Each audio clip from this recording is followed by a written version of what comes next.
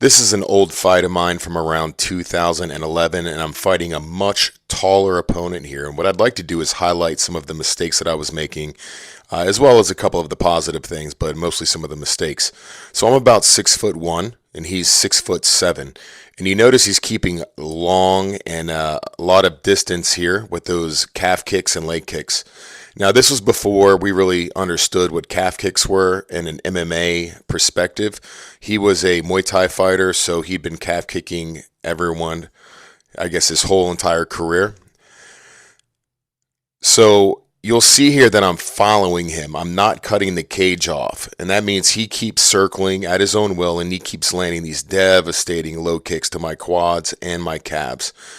And at first, they weren't really bothering me, but as of course they start to accumulate, and you'll start to see my demeanor change as these kicks start to come in. As well as the low kicks, I was kind of assuming that he was going to come back up to the head with some high kicks, so I was really trying to be aware of what was going on in the scope of the fight. You'll notice that my leg's starting to buckle here, and I can only take another kick or two. I really need to get him taken down, and here we go. So on top, I wanted to neutralize the position here, which I did in this top half guard position, which I highly recommend for fighters. It's a good way to neutralize guys that can maybe sprawl. They're long. They've got the ability to bridge and create space. So here I'm flattening them out with shoulder pressure across the face, and I start to land a couple of elbows and some strikes here and start to open up. And I'm going to let him go to the knee shield here coming up, which I'm just going to kind of ride over and get to his back.